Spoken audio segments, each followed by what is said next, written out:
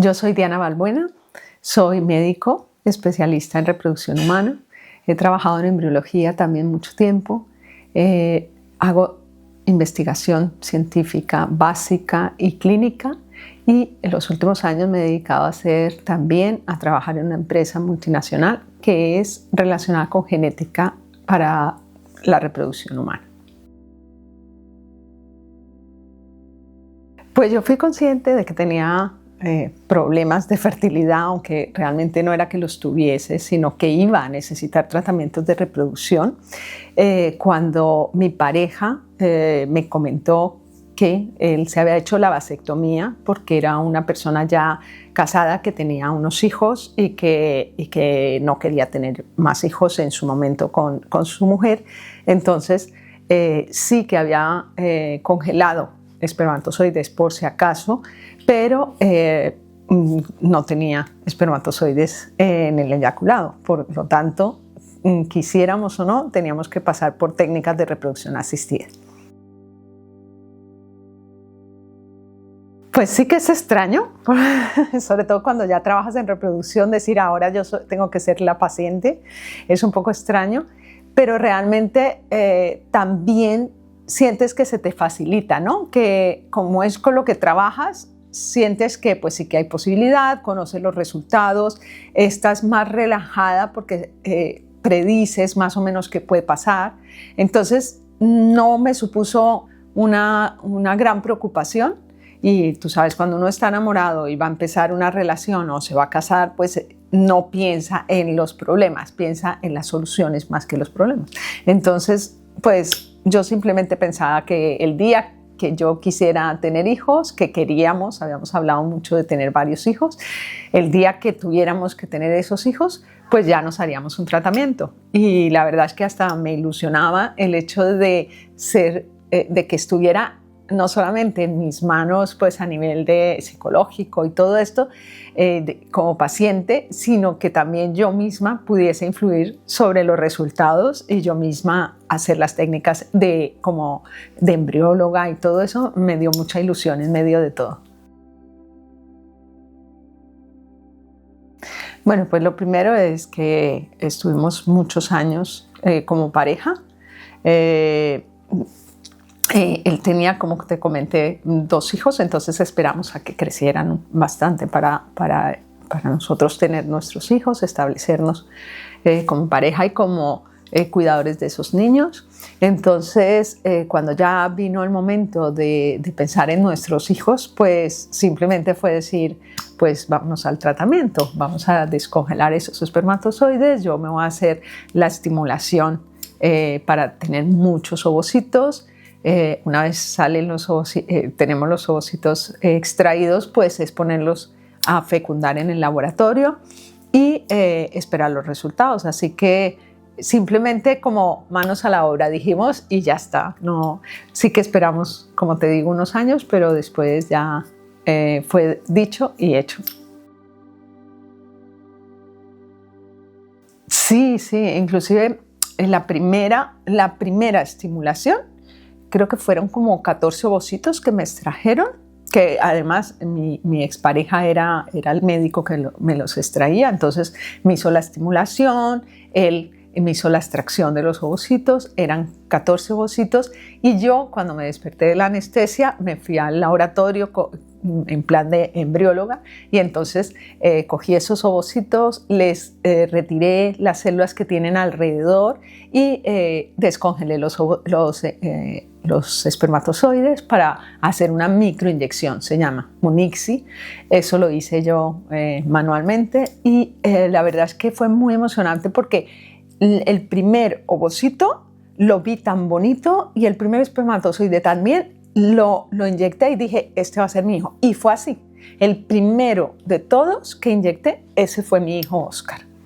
Así que nada, crecieron. De esos 14, no me acuerdo si quedaron como 7 embriones que sí fueron adelante. En aquella época se ponían los embriones solo en día 2 o día 3, con lo cual se ponía más de un embrión siempre.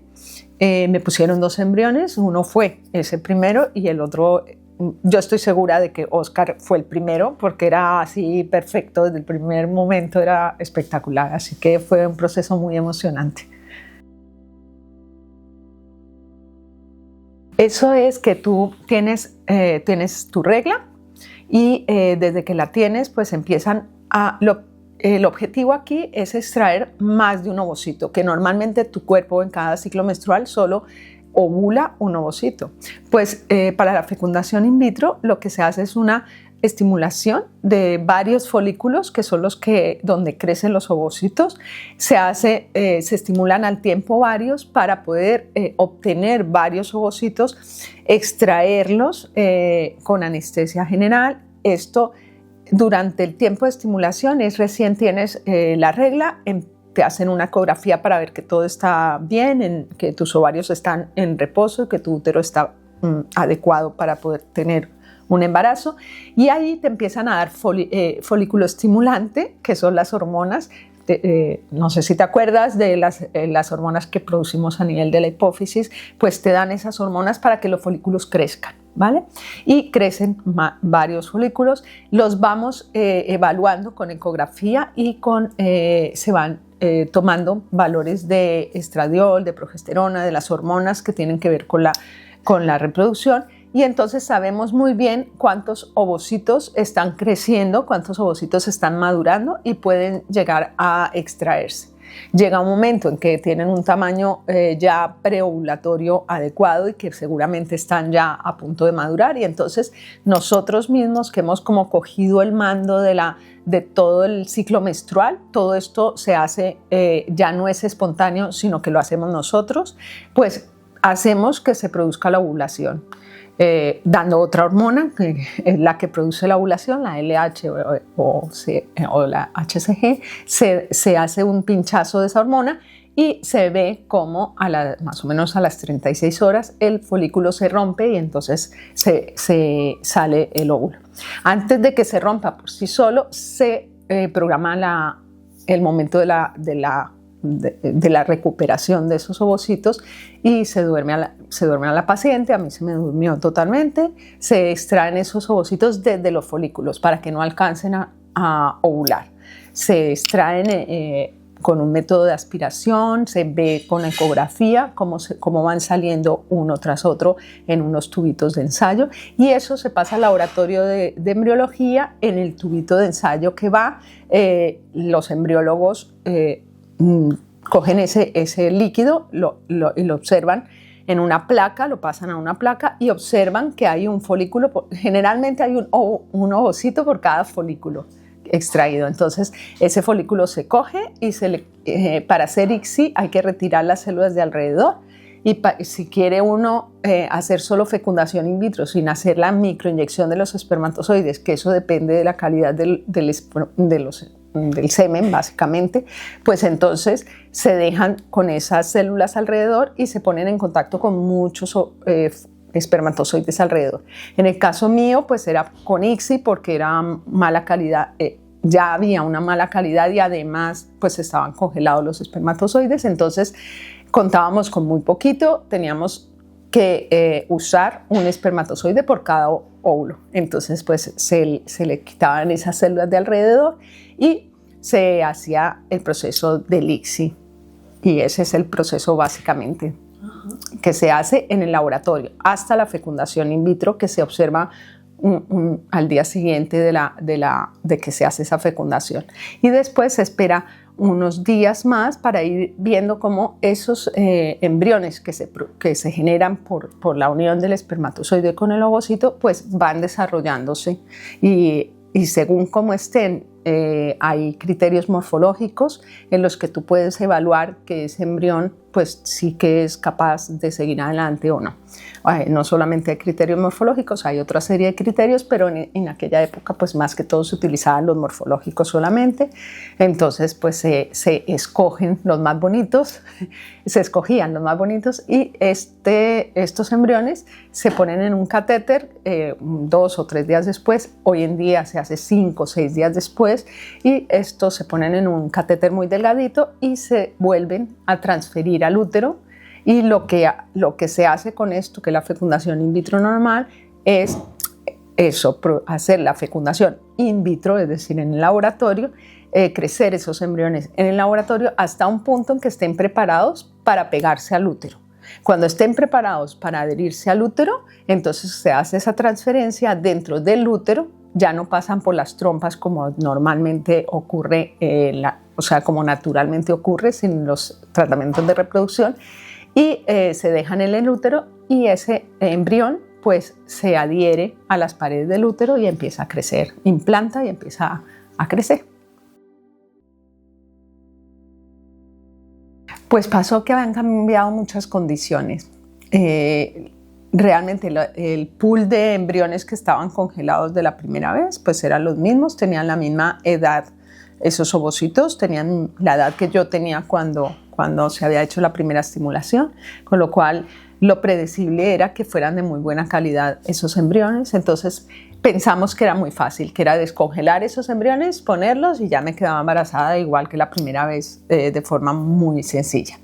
Pero realmente las condiciones de nosotros habían cambiado bastante. Ya esa ilusión que yo tenía, esa seguridad que tenía en que todo iba bien, en que seguramente sí era lo mejor tener ese segundo embarazo y todo, ya no era igual, ya habían pasado varios años desde que vivíamos juntos y las cosas realmente en la pareja no estaban funcionando bien.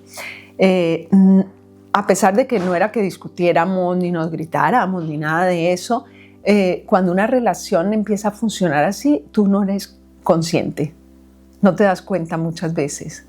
Tu ilusión sigue siendo la misma, tú crees que la ilusión de la otra persona también sigue siendo la misma, pero no, porque te das cuenta que no es igual, pero no eres capaz de decir, pues si no es así, pues mejor no, porque total ya tienes unos planes hechos desde antes de casarte, tú sigues con esa ilusión, total ya tienes una familia, ya tienes una casa, ya tienes una vida hecha, como que tu cabeza no te deja parar y pensar y decir, mira, pues es mejor que hagamos un break o es mejor que no se haga esto, simplemente.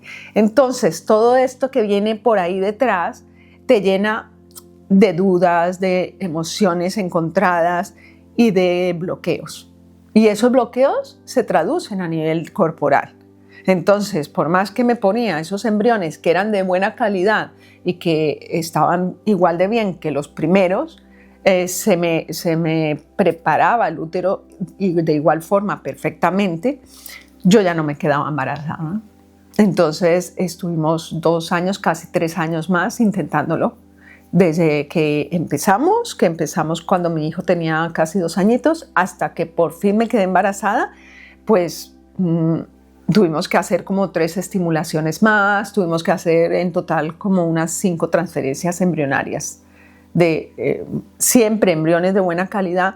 Al final, en aquella época ya había empezado el diagnóstico, porque pensamos, ¿será que es que vienen con defectos los embriones? Y no. Entonces empezamos a hacer los diagnósticos preimplantatorios para mirar los cromosomas de esos embriones, para ver qué era lo que estaba pasando, y todo estaba bien. Los embriones que me transferían eran sanos, eran normales, y sin embargo yo no me quedaba embarazada. Sí, a nivel físico yo no tenía nada nuevo, no tenía ninguna enfermedad nueva, no tenía nada. Lo que sí que tenía era varios años de estrés encima que no, o sea, no me daba cuenta que podían afectar. Estrés, falta de sueño, dolor, porque en el parto de mi primer hijo yo tuve un problema grave de distocia, se llama, en el momento del parto, con lo cual el niño sí que llegó a nacer por el parto, pero tuve múltiples traumas tuvieron que retirarme el coxis unos años después porque se me subluxó, tuve problemas a nivel de la vagina, a nivel de la vejiga, se me cayó todo, tuvieron que operarme de la vejiga, de la vagina, de todo. Entonces, sobre todo ese dolor crónico del coxis fue tremendo. tú no te puedes sentar, sin embargo estás criando un hijo pequeño más otros 2 chicos que teníamos pues muchas veces en casa, estás pues sin mucha ayuda, estás trabajando, o sea, tenía no solamente un dolor físico, sino un dolor emocional del cual no hacía conciencia. Estaba como ahí, como vamos casi todos, ¿no? A contramarcha y vamos ahí haciendo las cosas, pero a mínimos, como yo cumplo, y llego.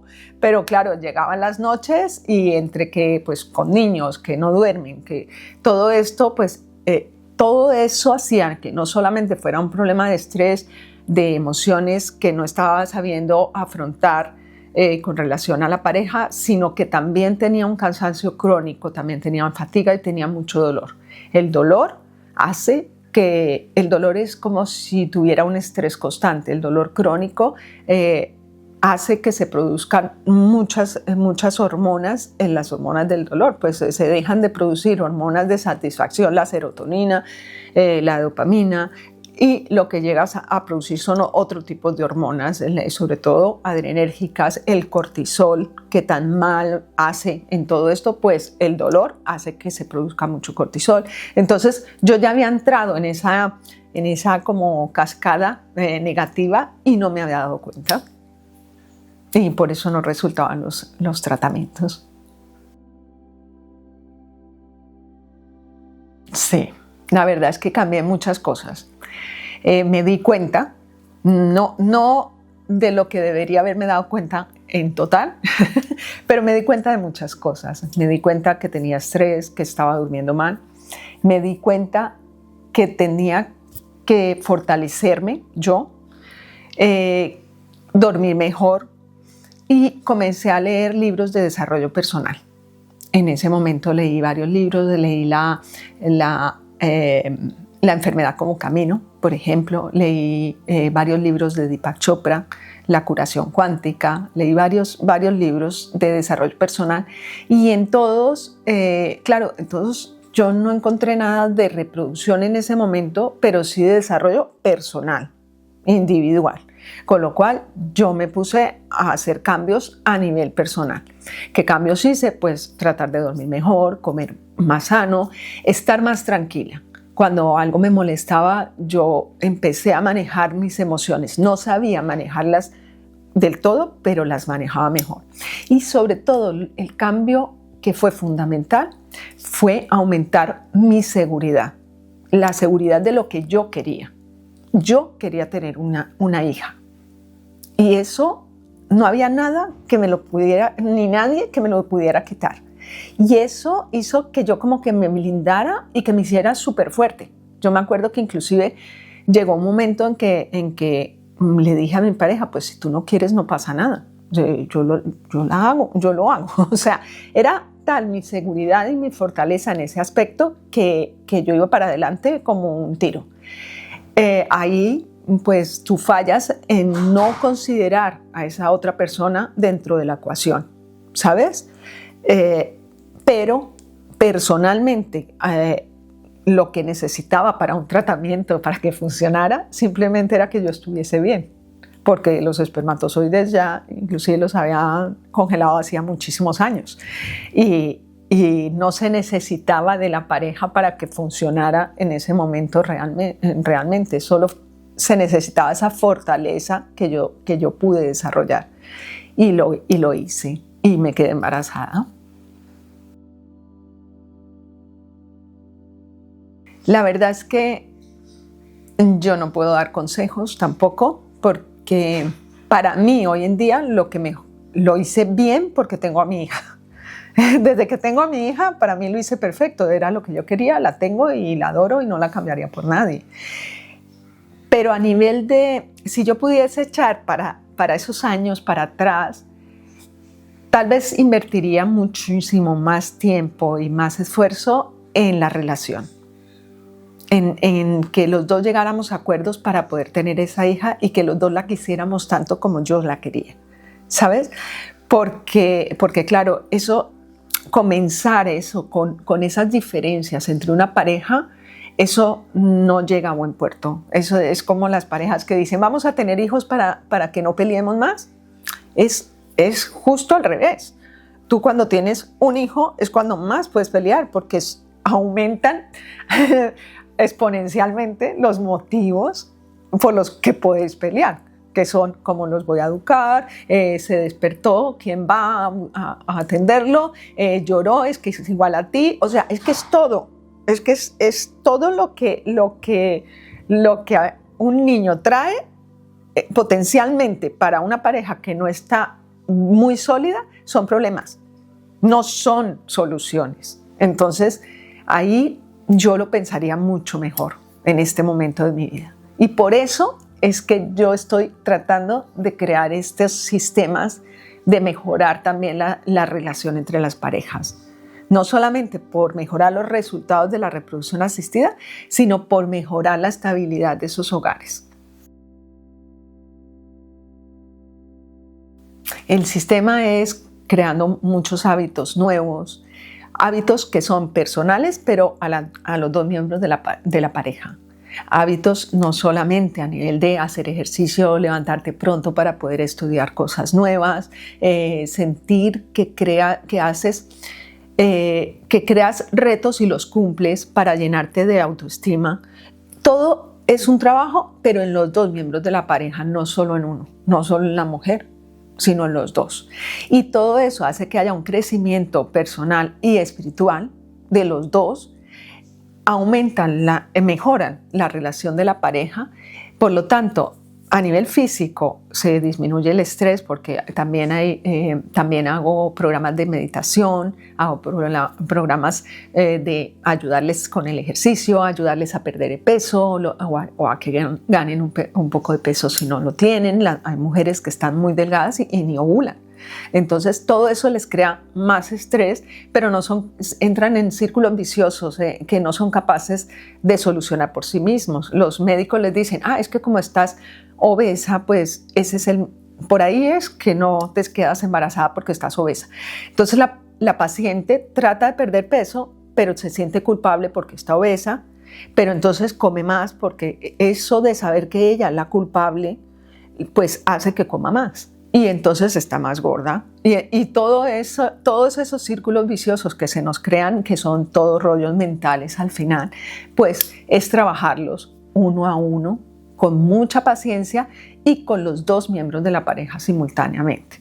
¿Cómo? Pues creando hábitos, creando, por decirlo así, rituales entre ellos para que mejoren la comunicación, cada uno por aparte para que mejoren su autoestima, su amor propio, para que mejoren el manejo de las emociones, para que sean capaces de hablar con tranquilidad entre ellos de temas tan difíciles como es si quiero tener un hijo y el otro que te diga, pues yo no. Y eso no nos damos cuenta, pero eso es increíble la cantidad de parejas que tienen ese problema y que no lo dicen. Simplemente o el hombre o la mujer se hacen un poquito los bobitos, sí voy al tratamiento, pero cuanto menos me pidáis mejor y ya está. Y ves, lo hemos intentado, ¿sabes? Entonces simplemente no hay un compromiso de la pareja y no es uniforme entre los dos, entonces es muy triste y todo eso es trabajarlo.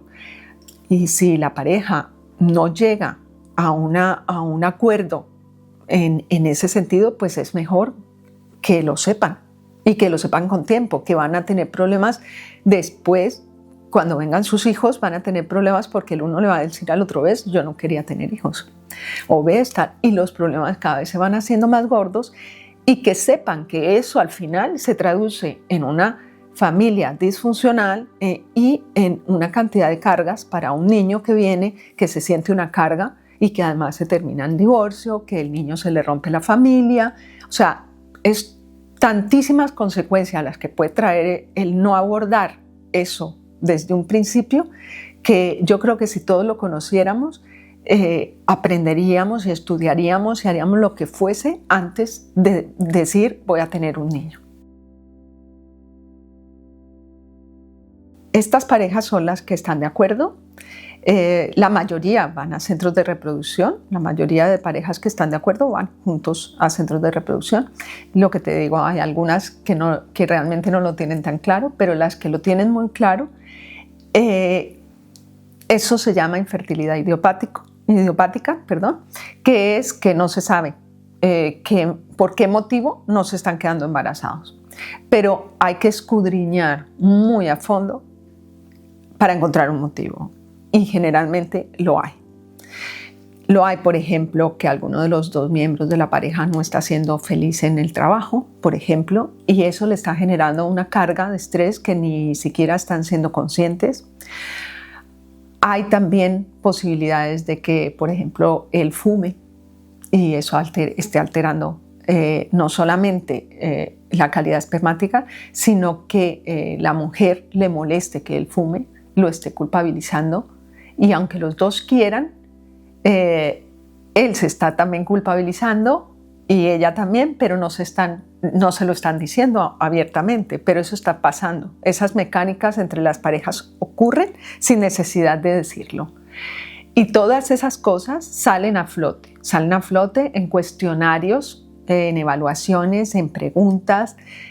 Lo que pasa es que nosotros los seres humanos no nos paramos mucho a pensar y a preguntarnos y a contestarnos.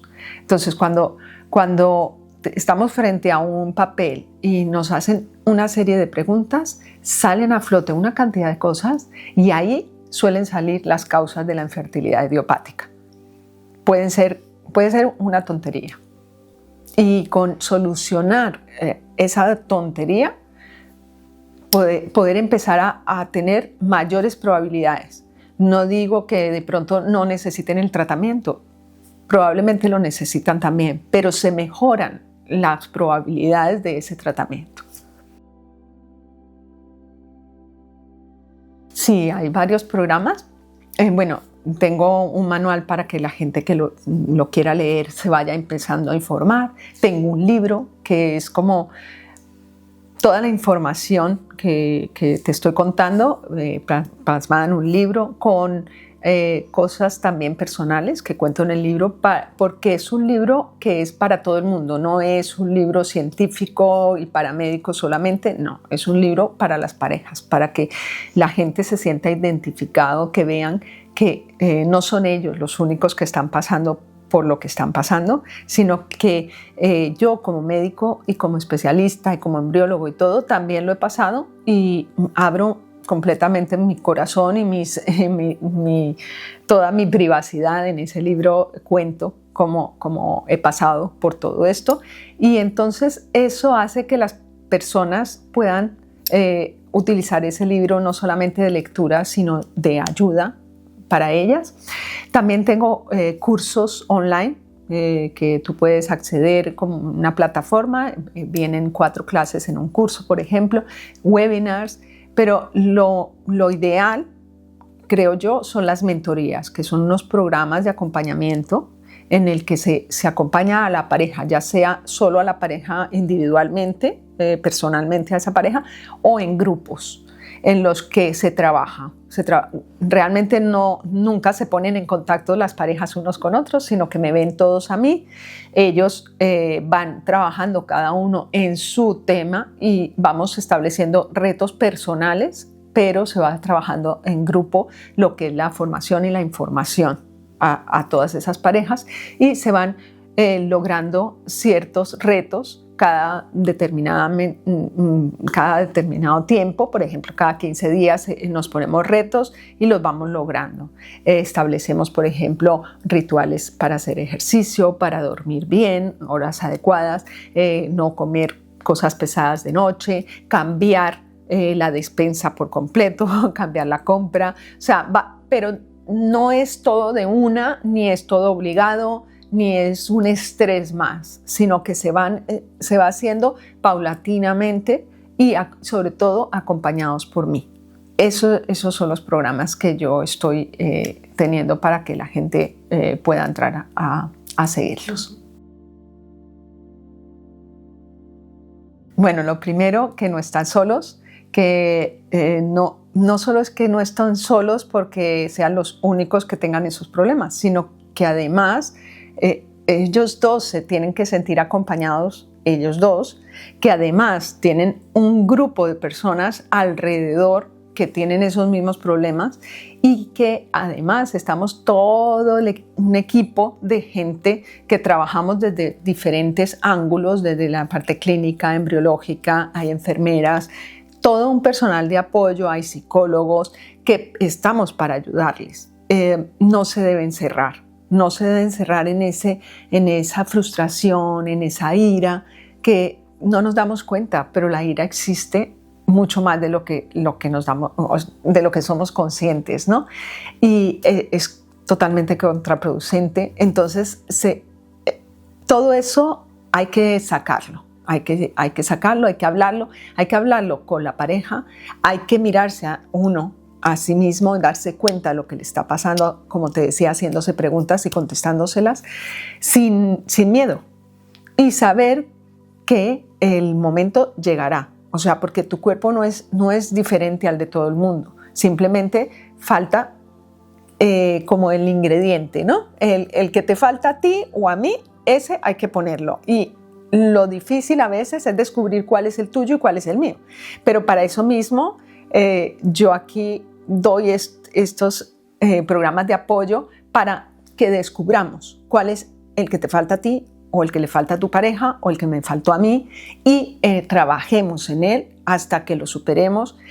¿Para qué lo superamos? No solo para tener esos niños, no solo para tener ese éxito en el tratamiento, sino para ser mejores personas también. Porque una vez nos volvemos personas conscientes, estamos mucho más capacitados para afrontar la vida nosotros, para entendernos mejor con la familia, con la pareja, con el entorno y sobre todo crear hogares mucho más conscientes. Y más bonito para un niño venir a un hogar consciente que venir a un hogar con problemas.